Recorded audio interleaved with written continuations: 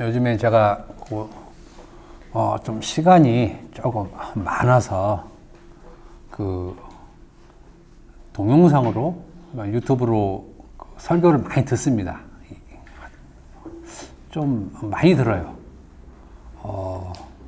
그 중에 어떤 목사님이 대구에서 좀 유명한 목사님 같아요. 말하기를 사탄이 인간에게 요구하는 것이 있다고 얘기를 합니다. 사탄이 인간에게 요구하는 것. 여러분들은 사탄이 여러분들에게 무엇을 요구하는지 잘 모르죠. 우리는 그런 거에 대해서 굉장히 인식이 굉장히 둔하죠. 저도 당연히 둔하고 일반적으로 둔한 표현이에요. 사탄이 우리에게 무엇을 요구한다라는 말 표현 자체가 우리 인간이 듣기에는 굉장히 낯선 그런 말인데, 그럼 사탄이 우리에게 무엇을 요구하느냐? 너의 존재를 증명하라 라는 것입니다. 너의 존재를 증명하라. 저는 이 말만 들어도 그럼 우리는 생각하기에 그러면 사탄이 우리에게 증명하라는 내 존재는 무엇을 가지고 증명을 하는 건지, 할 것인지, 이렇게 생각했을지 모르지만 사실은 저는 사탄은 저런 적이 없는데 왜 저런 말을 할까? 사탄은 그런 말을 한 적이 없는데 왜 말을 이런 식으로 우리를 가스라이팅 시키는가라는 것에 대한 사실 분노가 있어요. 보통 목사님들이 제일 편안하고 제일 아름답게 사용하는 말들이 하나님이 인간에게 하신 일들에 대해서 얘기를 굉장히 많이 하십니다. 제가 누누이 얘기하지만 하나님이 인간에게 하신 일에 대해서 하나님은 인간을 위로하시고 치유하시고 함께 하시고 이런 유형의 표현들은 사기입니다. 사기예요. 왜 그러냐 하면은 여러분들이 창세기에서부터 성경을 쭉 읽어보면 사실 하나님으로부터 위로를 받은 사람들이 한번 얘기를 해봐요. 몇 명이나 되냐고. 있겠죠. 당연히 있겠죠. 그렇지만 일반적으로는 수천 년 시간이면 수만 건 있어야 돼요. 수천 년 시간이면. 근데 간혹 어쩌다 한 번, 한나를 얘기한다든지 이렇게 정말 특이한 경우 외에는 하나님이 인간을 따뜻하게 힘들지. 그래, 내 품으로 와. 그러면 편안히 내가 해줄게. 이러한 내용들이 그렇게 없어요. 그렇게 없어. 야곱도 하나님 한번 만나는데 아주 그냥 가진 고생을 다 하고, 하나님이 인간을 따뜻하게 우리가 생각하기에 이렇게 품속으로 오라 그래서 인간이 그 품속에서 있는 장면들이 거의 없을 뿐더러 신약은 더 심해요. 더 심해. 어떤 누가 하나님을 얘기하면서 하나님이 인간에게 이러한 하나님이다라고 그러면 사기꾼이에요. 왜 이런 얘기를 하냐면 하나님은 자기 아들 예수에 관해서 인간들에게 얘기하시는 분이지 예수를 한쪽에 놓고 인간과의 관계에서 인간을 이롭게 하고 인간과 함께 하시는 하나님은 절대 아니라는 것입니다. 인간들은 그 중간에 예수를 끼는 것을 힘들어하고 싫어해요. 왜 그런가 하면 예수가 끼면 인간이 설 자리는 하나님한테는 없어지는 것이에요. 그래서 저는 그 동영상을 많이 보면 한결같이 100이면 거의 한 110 정도의 사람들이 하나님 얘기를 그렇게 많이 하는데 성경에서 얘기하는 하나님은 없다는 겁니다. 그럼에도 불구하고 사람들은 그런 하나님을 좋아하는데, 좋아하는 건 어쩔 수 없죠. 뭐 그걸 어떻게 본인이 좋다고 하는데. 그렇지만 우리들은 그런 사기에 넘어가지 말고 정말 말씀이 어떻게 그리스도에 대해서 얘기하는지, 조금은 딱딱하고 교리적이지만 그래도 여러분들이 반드시 알아야 될 신지식이기 때문에 여러분들은 여기에 좀 집중해 줬으면 하는 마음에서 이런 말씀을 드립니다. 오늘 성경을 한번 찾아봅시다. 레위기 6장 1에서 7절까지 찾아봅시다. 레위기 6장 1에서 7절.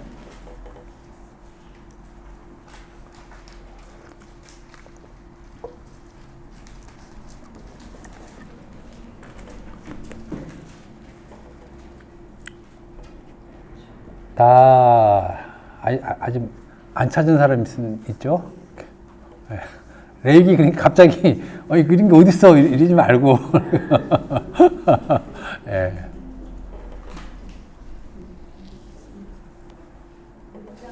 1절부터 7절 네, 됐죠? 다 같이 한번 읽어봅시다. 자, 시작. 여호와께서 모세에게 말씀하여 이르시되 누구든지 여호와께 신실하지 못하여 범죄하되 곧 이웃에 맡긴 물건이나 전당물을 속이거나 도둑질하거나 착취하고도 사실을 부인하거나 남의 잃은 물건을 줍고도 사실을 부인하여 거짓 맹세하는 등 사람이 이 모든 일 중에 하나라도 행하여 범죄하면 이는 죄를 범하였고 죄가 있는 자니 그 훔친 것이나 착취한 것이나 맡은 것이나 잃은 물건을 죽은 것이나 그 거짓 맹세한 모든 물건을 돌려보내되 곧 그 본래 물건의 5분의 1을 더하여 그 죄가 드러나는 날에 그 임자에게 줄 것이요 그는 또 그 속건 제물을 여호와께 가져갈지니 곧 내가 지정한 가치대로 양떼 중 흠 없는 순양을 속건 제물을 위하여 제사장에게 끌고 갈 것이요 제사장은 여호와 앞에서 그를 위하여 속죄한즉 그는 무슨 허물이든지 사함을 받으리라. 사실 굉장히 중요한 말씀을 레위기에서 하고 있는 것입니다. 이 말씀에는 구약에서 말하는 범죄에 대해서 분명히 얘기하죠. 이건 범죄야, 이건 죄야 라고 하는 것이고, 그 다음에 이러한 죄를 저지른 사람이 죄인이라고 얘기를 합니다. 그래서 레위기 6장 1에서 7절을 보면 어떤 것을 범죄라고 얘기하냐면 여호와께 신실하지 못한 행위를 한 것 이렇게 얘기하죠. 이게 이제 범죄의 정의예요. 이거 이제 구약에서 통틀어서 요것을 범죄로 규정해도 돼요. 구약에서 말하는 범죄란 여호와께 신실하지 못한 행위. 여기서 이거를 범죄라고 하고 여호와께 신실하지 못한 행위를 한 사람을 죄인이라고 우리는 알고 있으면 돼요. 구약에서는 범죄와 죄인을 누구라고 하는지 우리가 각인되도록 분명하게 규정하고 있습니다. 그래서 이것을 조금 사람들에게 유식하게 얘기하려면 여호와께 신실하지 못한 행위를 한 것, 그리고 한 사람, 그러면 범죄와 죄인 이렇게 규정을 정확하게 할 수 있게 되는 것입니다.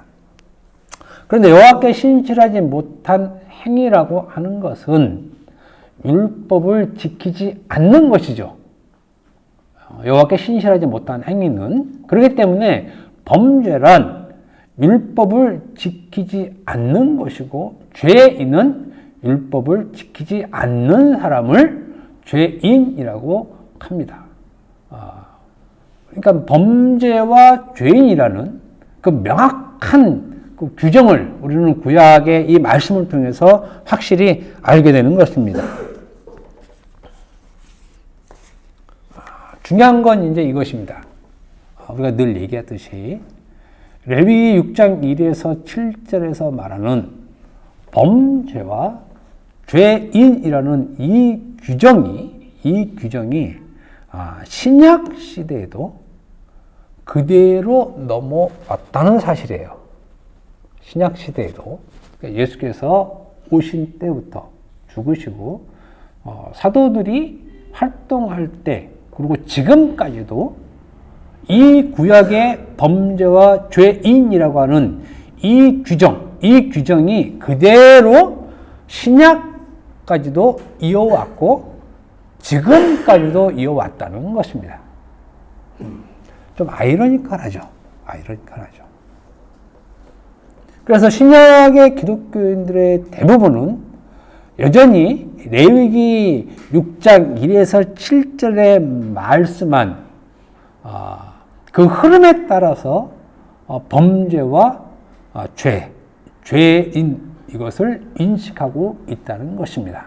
그래서 지금도 여호와께 신실하지 못한 행위를 범죄로 보고 그렇게 한 사람을 죄인으로 스스로 규정을 해요. 이 규정에 따라서 기독교인은 회개를 하죠. 처음 예수 믿을 때부터 이 규정에 따라서 회개를 합니다. 그리고 이 회개를 통해서 자기 자신이 죄 사함을 받았다고 하고 그리고 구원을 받고 천국을 잘 알고 있는 것이에요. 기독교인이 죄를 회개하고 구원을 받고 예수를 믿고 천국 가는 이 과정 속에서 처음으로 자기 신앙의 출발선을 레위기 6장 1에서 7절을 기반으로 삼고 있는 것이라는 것입니다. 처음부터.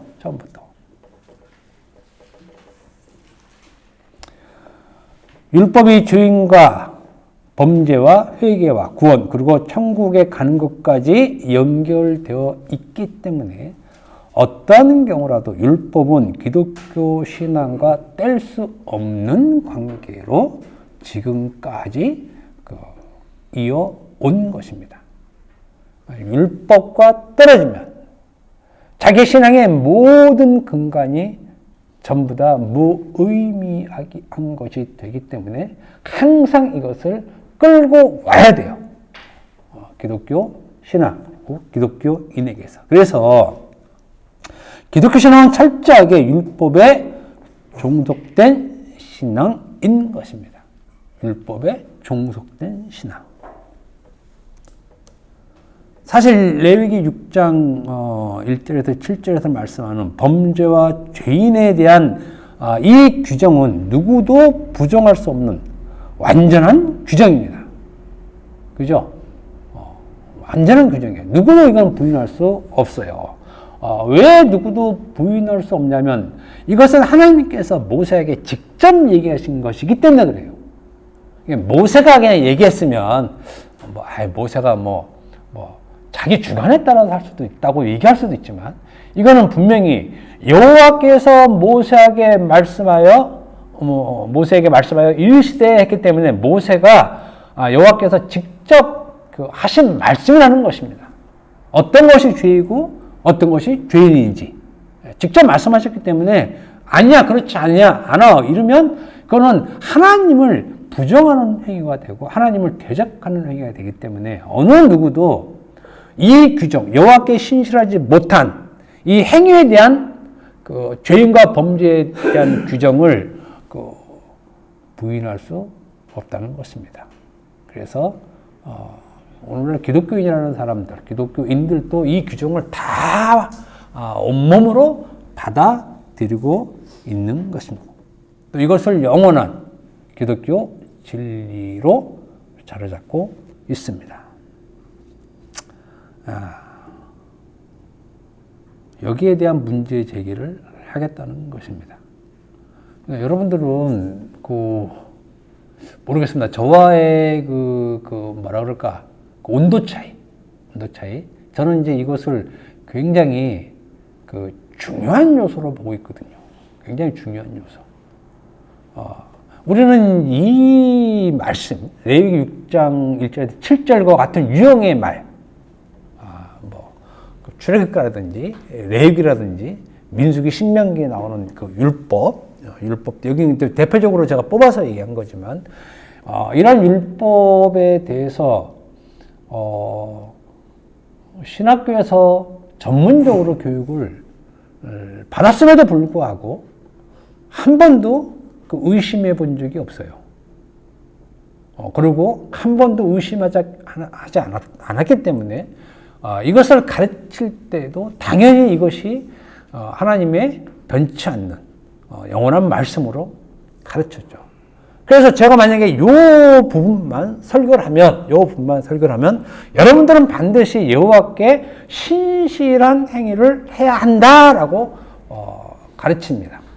그리고 여기에 대해서 신실하지 못한 행동을 했을 때는 회개를 해야 됩니다. 그러면 여호와께서 여러분의 죄를 사하여 주실 겁니다. 라고 설교를 100% 했을 것입니다. 100%. 여기에는 아무 의심이 들어갈 여지가 없어요. 딱 맞아 떨어져요.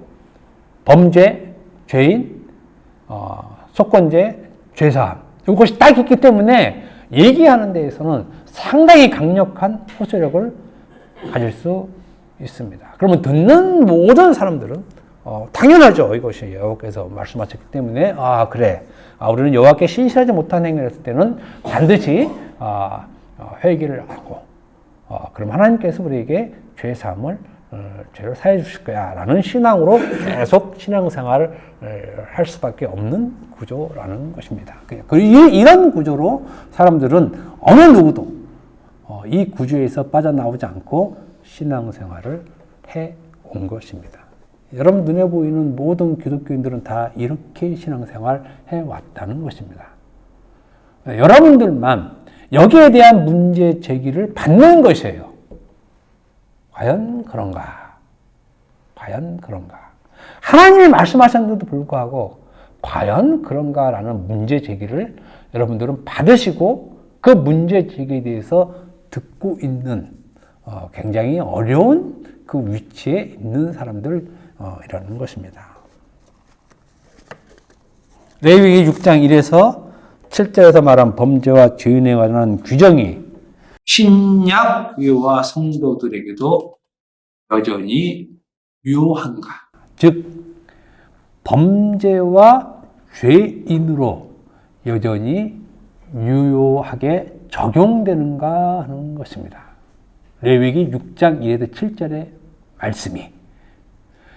그래서 가령 어떤 기독교인이 레위기 6장 1에서 7절의 말씀을 지키지 않았어. 가령. 그러면 이 사람을 범죄한 죄인으로 말할 수 있느냐? 라는 것입니다. 구약의 시각으로는 당연히 범죄와 죄인입니다. 그래서 회개를 해야 돼요. 회개를. 그런데 오늘날 기독교인에게 이 말씀이 또 그대로 적용돼서 이렇게 한 사람을 범죄한 죄인으로 볼 수 있느냐, 말할 수 있느냐에 대한 문제라는 것입니다. 그러니까 지금 제일 중요한 포인트는 뭐냐면 죄인과 범죄를 무엇으로 규정을 해야 하는가에 대한 문제예요. 이것은 굉장히 중요한 문제입니다. 왜 이것이 굉장히 중요한 문제냐면 까딱 잘못하면 우리가 죄라고 하는 것에 대한 죄의 회개, 여기서부터 근본적으로 잘못 된 경우가 되기 때문에 그렇습니다.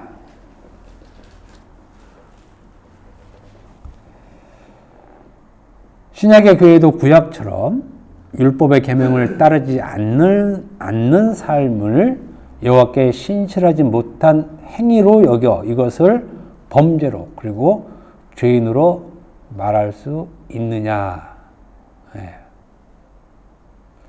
요 말에 대해서 있다라고 하는 사람과 없다라고 하는 사람이 있겠죠? 그죠? 율법을 어기는데, 지키지 않았는데, 이것을 신실하지 못한 행위로 보고, 그래서 범죄한 것으로 보고, 죄인으로 봐야 한다는 쪽이 있겠고, 아니야, 그렇지 않을 수도 있어, 라고 하는 쪽도 있단 말입니다. 저는 굉장히 소수 입장에 있는 것이에요. 저는. 여러분들은 어떤지 모르겠어요. 그러면 전자로 말하는 사람은 99명이에요. 여전히 여호와께 신실하지 못한 행위를 한 것이 범죄야. 그리고 그런 사람은 죄인이야 라고 하는 사람은 99. 아니야, 그렇지 않을 수도 있어 하는 사람은 1이에요. 비율로 보면 그냥 99대 1인데 저는 1에 속한 사람이에요. 저는 1에 속한 사람. 그리고 바울도 1에 속한 사람이에요. 여러분들은 뭐 1에 속하든지 99에 속하든지 여러분 판단하세요. 여러분들은 판단하셔서 판단하고 싶은 대로 가시면 돼요. 저는 1에 속한 사람이고 바울도 1에 속했는데 1에 강력하게 속해 있어요. 99를 삼킬 정도로 1이 강력해. 1이. 그러니까 이런 내용들을 사실은 기독교 신앙에서는 진작 가르쳐 왔어야 돼요. 가르쳤어야 돼요. 하나님이 이랬으니까 이렇게 말은 좋죠. 말은. 예수께서 오시기 전까지는 그게 가능했을 수 있다는 거예요. 오시기 전까지는. 근데 예수가 오심으로 인해서 이것이 변화된 것이, 바뀐 것이 교회 일이라는 얘기입니다. 그게 아니네 하고 바뀐 사람들이. 제가 지금 제시한 이 논쟁, 어떻게 보면 상당한 논쟁인데, 이 논쟁은 기독교 신앙에 상당한 파괴력을 주는 심각한 주제예요. 알고 보면 그렇게 위험스럽거나 그런 주제는 아닌데 우리가 너무 한쪽에 깊이 있으니까 돌 하나만 던져도 이렇게 큰일이네 이렇게 생각하는 것입니다.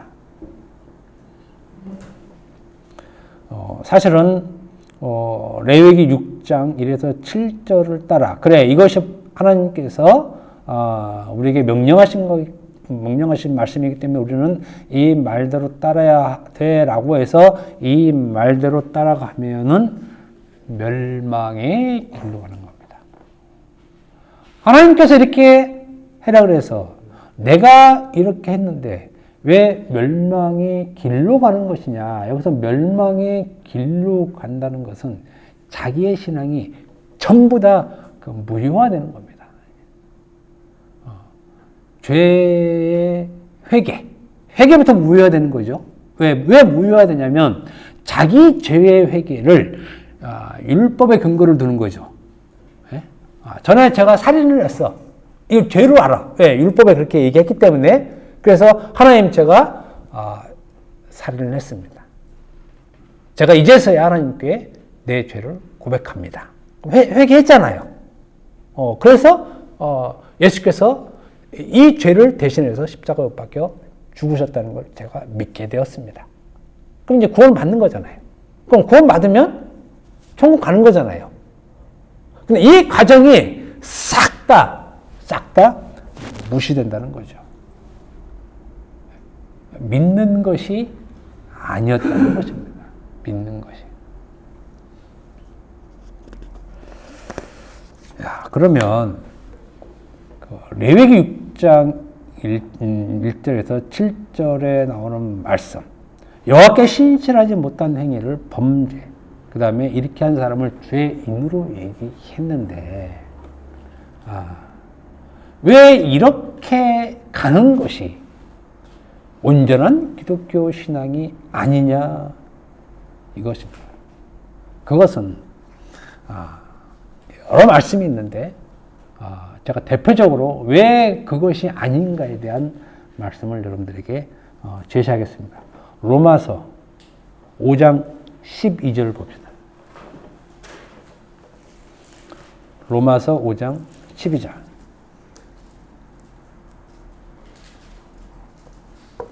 다 같이 봉독합니다. 시작.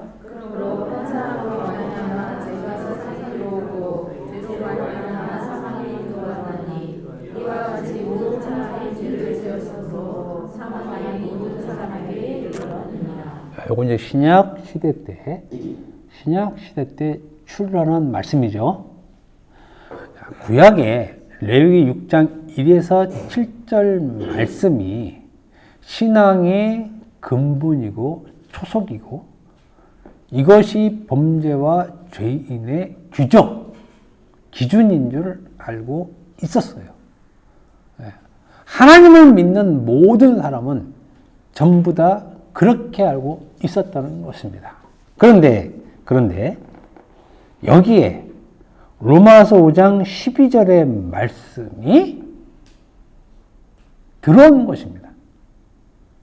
가만히 아주 점잖게 이 율법이 이렇게 가만히 있는데 여기에서 로마서 5장 12절의 말씀이 팍 하고 박힌 거예요. 팍 하고 박힌 거야. 새로운 말씀의 출현이 된 것입니다. 이전에는 아무렇지도 않았었는데 율법을 지키고 사는 것 이것이 하나님께 의로운 행동이고 하나님께 영광을 돌리는 온전한 삶인 줄 알고 있었고 그렇게 살지 않기 위해서 상당히 애를 썼던 그 세계에서 불현듯 로마서 5장 12절의 말씀이 꽂히는 것입니다. 그곳에 딱 꽂히면 굉장히 심한 그 요동이 소동이 발생되겠죠. 이렇게. 마치 이런 겁니다. 마태복음 2장 1절 보면 이 정도 파괴력이 있다는 것입니다. 이 말씀이 헤롯 왕 때에 예수께서 유대 베들레헴에서 나심에 동방으로부터 박사들이 예루살렘에 이르러 말하되 그래서 예수께서 베들레헴에 나셨다는 말 있죠. 그러니까 같은 파괴력이에요. 그러니까 예수께서 나셨다는 것은 이 땅에 상당한 죄악이 있다는 거죠. 그렇잖아요. 상당한 죄악이 있는 것이에요. 어지간하면 그 예수께서 오실 일이 없는데 이건 어지간한 일이 아니기 때문에 그래요. 어지간한 일이. 그래서 요때의 시기를 말세라고 해요. 사실은. 요때 시기를 말세.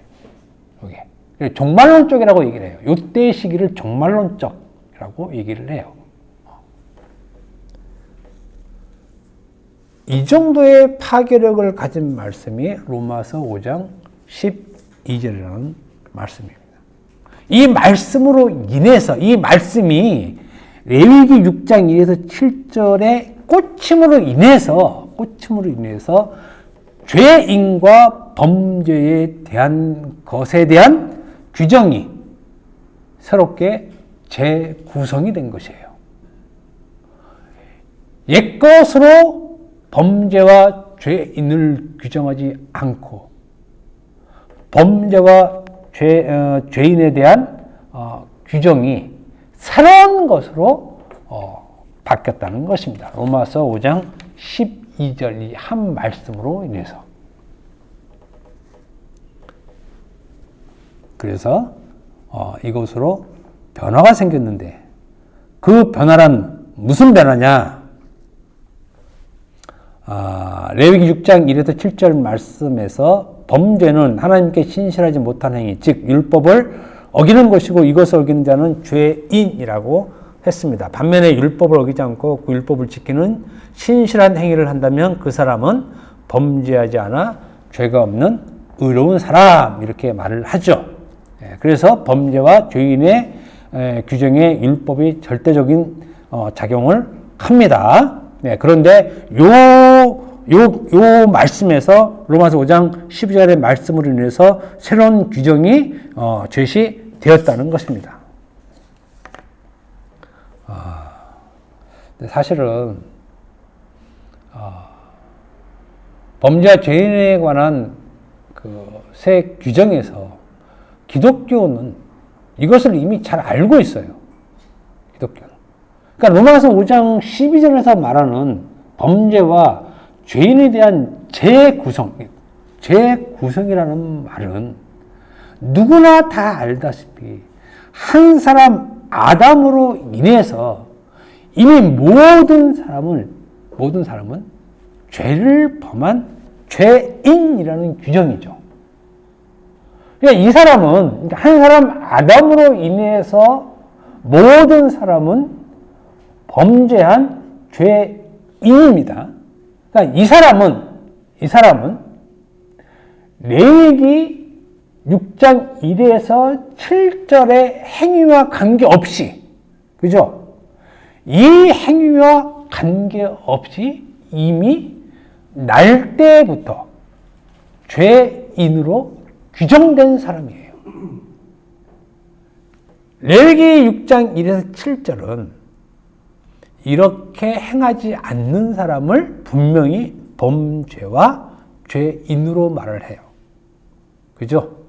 그리고 속건제를 드리면 혹은 속죄제를 드리면 죄사함을 받는다. 그래서 그렇게 하라라고 그런 거잖아요. 그런데 로마서 5장 12절의 말씀이 옴으로 인해서 그게 아니야. 레위기 6장 2에서 7절의 말씀대로 살든지 않든지 이것을 완벽히 했든지 다 어겼든지 이것이 중요한 게 아니야. 너희들은 이미 그 전에 한 사람 아담으로 인해서 범죄한 죄인이야라고 해서 죄인의 규정을 이미 범죄한 사람 위치에 갖다 놓습니다. 아담의 자리에 갖다 놔요. 원죄의 자리에 갖다 놓는 거죠. 그러면 나머지는 무엇을 해도 죄인이 되는 것입니다. 여기 이 행위에 관계없이 죄인으로 출발하는 것이에요. 그런데 사람들은 한 사람 아담으로 온 범죄를 잘라버리죠. 잘라버리고 여전히 레위기 6장 1에서 7절의 말씀으로 범죄와 죄인을 규정하러 다녀요. 한 사람 아담은 뺐어. 이걸 가지고 계속 다니는 것이에요. 계속. 그래서 적용을 시켜요. 주를 시키지 않았지? 11조 드리지 않았지? 적용을 시켜요. 그래서 이걸로 하나님께 신실하지 못한 행위로 규정을 해서 그건 죄야. 그래서 회개해. 라고 하는 것입니다. 그리고 사실은 제가 사기치려면 보통 이런 말 하면 죄송하지만 우리끼리 하는 얘기인데 교회 오는 사람들은 다 바보예요. 대학 교수든 누구 필요 없어. 아무나 필요 없어요. 오면 다 바보야. 저한테는 다 바보예요. 제가 얼마든지 속일 수 있어요. 물론 교회에 나오든 안 나오든 그 사람 자유지만 속인다는 측면에서 얘기하면 11조 반드시 내야 됩니다. 그 얘기하면 뭐라고 그럴 거야? 줄 잘 지켜야 됩니다. 지키지 않으면 회개하라고 그러고 또 자기 알아서 회개해. 대표교사 시키면 회개 잘해요. 잘해. 그러니 11조 내고 줄 잘 지키게 하고 자꾸 파생되겠죠. 이렇게. 사람들 잘 듣는다니까요. 잘 들어요. 교회에서 사기치기는 사실은 굉장히 어떻게 보면 쉬워요. 수만 명이 있어도 수만 명 다 사기당하는 거 봐요. 물론 여러 가지 목적이 다 다를 수는 있지만 기본적으로. 아무튼 레위기 6장 1에서 7절의 말씀에 로마서 5장 12절의 말씀이 들어옴으로 인해서 레위기 6장 1에서 7절의 말씀과는 상관없이 인간은 이미 율법과 상관없이 죄인된 상태로 출발을 쭉 하게 되는 거죠. 그래서 바울이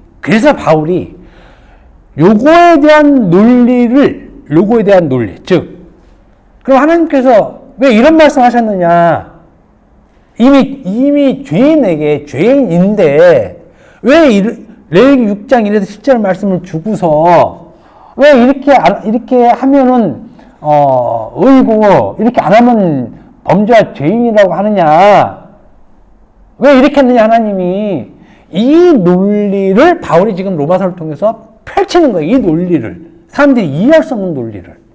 분명히 인간은 애초부터 죄인인데 왜 율법을 주고서 야 이대로 지켜. 그러면 나한테 신진한 행위로 내가 알고 너를 의로운 사람으로 얘기해 줄게. 근데 이거 지키지 않으면 너는 범죄하고 죄인이야. 그래야 나한테 사함을 받아야 돼. 너는 반드시. 왜 이렇게 했느냐에 대한 논리를 얘기하는 것이 로마서라는 것입니다. 그렇기 때문에 로마서를 모르면 이 논리를 알 수가 없잖아요. 그러니까 이 중간 논리, 율법과 복음과의 관계한 논리를 중간에서 설명을 잘 해주는 말씀이 로마서예요. 로마서. 무슨 말씀인지 알겠죠? 한쪽은 하라 그러고, 한쪽은 하든 말든 너는 죄인이라고 그러고, 그러면 하나님께서 율법을 왜 줬냐? 어차피 죄인인데, 다 죄인이 옛날에 그런 말 많이 들었잖아요. 뭐가 해서 다 죄가 나온다는 말. 그 거짓말입니다. 물론 말은 맞는데, 뭐가 해서 죄가 나온다는 죄의 내용이 완전히 잘못된 말이에요. 완전히 잘못된 말. 근데 또 귀에 있으면 말씀을 드리지만,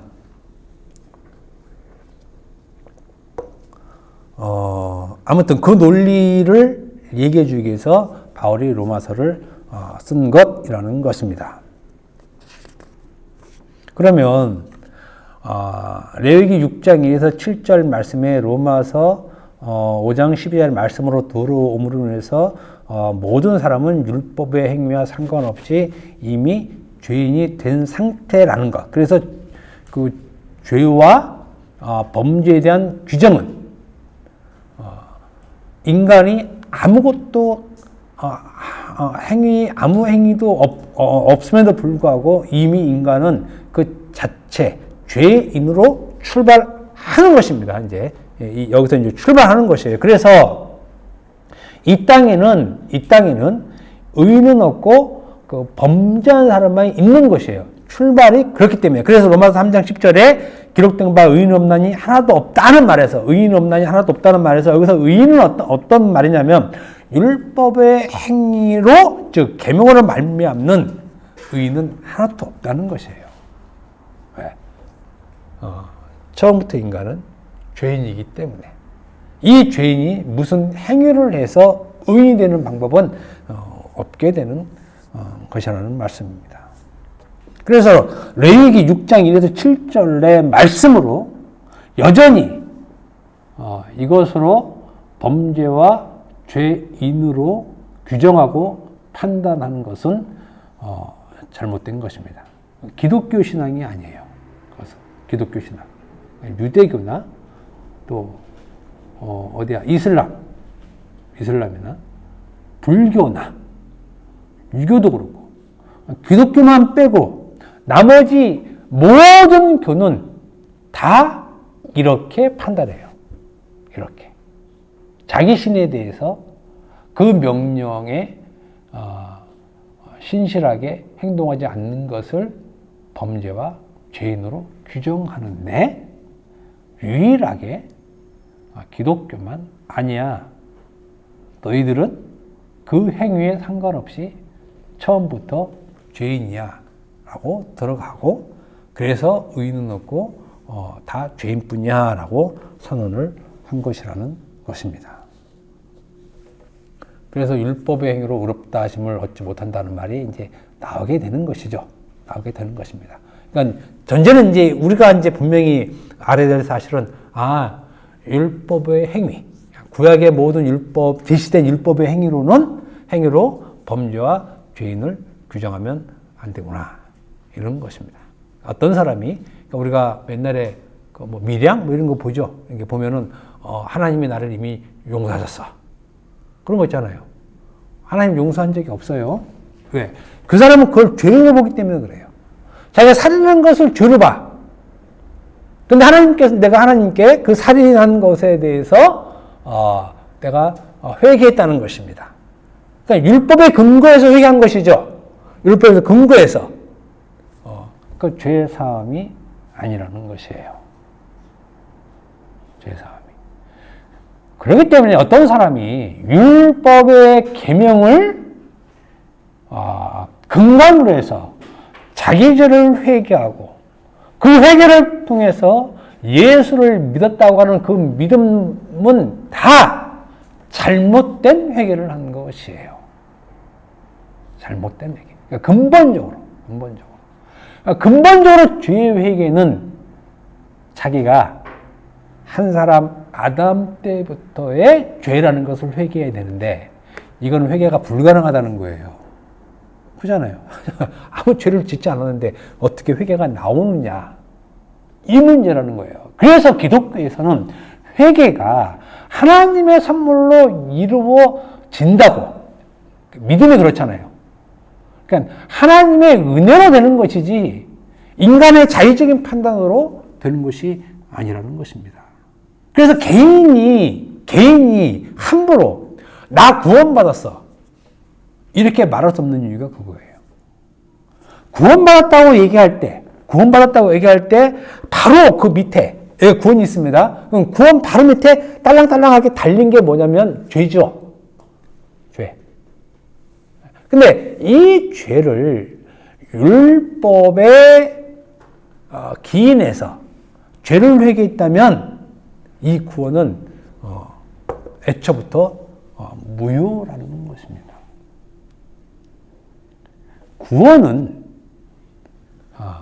올바른 죄의 규정을 통해서 나오는 것이지 인간이 자기가 판단한 율법적 것으로 판단해서 죄를 회개해서 구원받는 일, 예수 믿는 일은 없어요.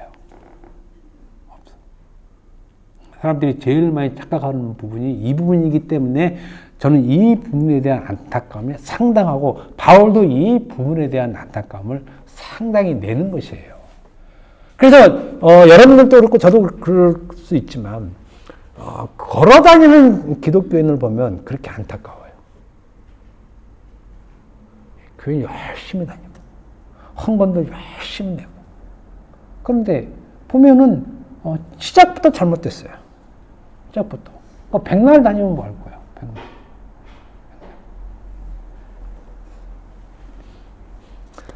레위기 6장 1에서 7절 말씀에 따라서 범죄와 죄인을 규정하면 멸망의 길로 가고 있다는 사실을 우리는 알고 있어야 된다는 것입니다. 그렇다면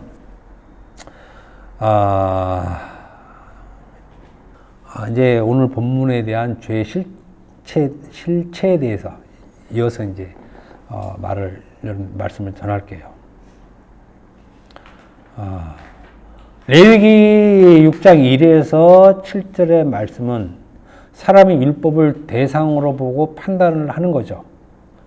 율법이 이렇게 얘기했으니까 내가 이것을 행하면 의고 행하지 않으면 죄. 그래서 인간이 율법에게 다가가잖아요. 다가갑니다. 지금까지 신앙의 구조가 그래요. 인간이 율법에게 다가가는 쪽으로 돼 있어요.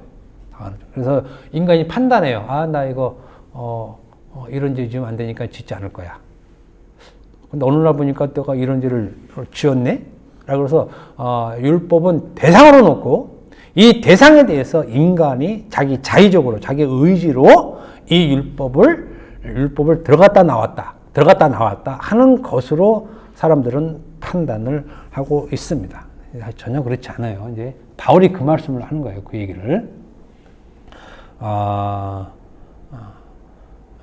레위기 6장 1에서 7절의 말씀에서 우리 로마서 5장 12절의 말씀으로 들어오면 어떤 현상이 되냐면 한 사람으로 말미암아 죄가 세상에 이제 들어왔다 그러면서 바울은 죄를 마치 살아있는 생물처럼 얘기를 해요. 생물, 살아있는 생명체로 얘기하는 거예요. 죄가 들어왔다 이렇게. 그러니까 바울의 눈에는 몰라 그럴지 모르지만 죄라는 추상적인, 지극히 추상적인 이 죄가 인간에게 휘뿅하고 이렇게 싹 들어온 느낌을 갖고 있는 거예요. 죄가 들어왔다는 것은. 이게 자기 느낌이잖아요. 자기 느낌. 그래서 죄는 실체적으로 눈으로는 볼 수 없지만 그렇지만 눈에 보이는, 볼 수 있는 생명체라는 것입니다. 눈에 보이는, 눈으로 볼 수 있는 생명체.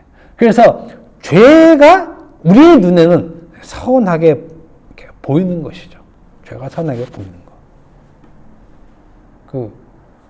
누구한테 물어봐야 되나, 이걸 또. 죄가 보입니까? 죄는 보여야 돼요. 물론, 우리는 연약해서 희미하게 보일 수 있죠. 그렇지만, 죄는 원래 보이는 거라는 겁니다. 죄를 보는 방법에 있어서, 보는 방법에 있어서 성경은 죄가 있는 곳을 먼저 얘기합니다. 죄가 있는 곳. 죄가 어디 있느냐? 죄가 어디 있느냐? 죄가 어디 있습니까? 여기 있다 저기 있다 말하면 안 되죠. 죄가 어디가 죄가 있습니까? 저기 어디 암자에 가면 죄가 있습니까? 절에 가면 그 불상에 죄가 있을까요? 죄가 어디 있어요? 그냥 쉽게 얘기합시다. 6 어디? 권사님 어디 어느 부분에 있습니까? 콕쥐가 얘기합시다. 마음. 일단 그걸 속이라고 얘기하죠. 예수님이 표현하신 거예요, 그냥 그걸. 예수님이 표현하신 거. 그러니까 죄가 거하는 곳은 마음이죠. 마음속. 예수께서 표현하셔서 제가 이렇게 얘기하는 겁니다. 그럼 뭐 전체적으로 육이 똑같으니까 우리 인간. 마가복음 7장 20에 23절 보면 또 이르시되 사람에게서 나오는 그것이 사람을 더럽게 하느니라. 속에서 곧 사람의 마음 속에서 나오는 것은 이렇게 하죠. 마음에서 나오는 것은 에서 마음에 나오는 것, 이게 이제 죄라는 것. 마음에 나오는 것을 한자로 들으면 죄죠. 근데 예수님은 이걸 어떻게 표현했냐면 그것은 마음에 나오는 것은 악한 생각이라는 거예요. 생각. 악한 생각. 그리고 악한 생각을 어떻게 표현하냐면 악한 생각. 근데 거기에는 음란과 도둑질과 살인과 간음과 탐욕과 악독과 속임과 음탕과 질투와 비방과 교만과 우매함이니 이 모든 악한 것이 다 속에서 나와서 속에서 나오는 거죠. 우리 내장에 콩팥이나 뭐 간이나 뭐 십이지 뭐 이런 데 나오는 것이 아니라 마음에서 나오는 거죠. 마음에서 거기에서 악한 생각이 나온다는 것입니다. 그럼 악한 생각이 나올 때 나오는 것을 근본으로 보면 죄가 나온다라고 표현하는 거잖아요. 이것이 죄가 나온다. 죄가 나온다. 이것도 얘기 안 할 수가 없으니까. 근데 마음에 나오는 것은 악한 생각이라 그래서 음란과 도둑질과 살인과 간음, 뭐 탐욕, 악독, 속임 뭐 이런 게 나온다 그래서 또 이런 걸 말을 하면 속에서는 음탕한 것이 나와. 그러면 탐욕이 나오고 도둑질 나오고 뭐 살인 나오고 막 이래서 이것을 실질적으로 뭐 그 살인한다든지 또 뭐 간음한다든지 도둑질한다든지 이런 걸 얘기하는 게 아니에요. 이거는 굉장히 다른 걸 표현하기 위해서 이 표현을 쓴 거예요. 이 표현을 실질적으로 마음속에서 뭐 누굴 죽이고 싶은 마음, 그죠? 막 이런 것을 얘기하는 것이 아니에요. 이건 무슨 얘기를 하는 겁니까? 이게 지금 악한 생각이란 무슨 생각하는 거야? 무슨 얘기를 하고 싶어서 얘기하는 거예요? 율법 얘기를 하려고 하는 거예요. 요 얘기를. 그래서 요걸 바울이 얘기를 해요. 그 갈라디아서 5장에. 육체의 소욕은 하고 나오죠? 예수님께서 이 얘기를 하신 거야.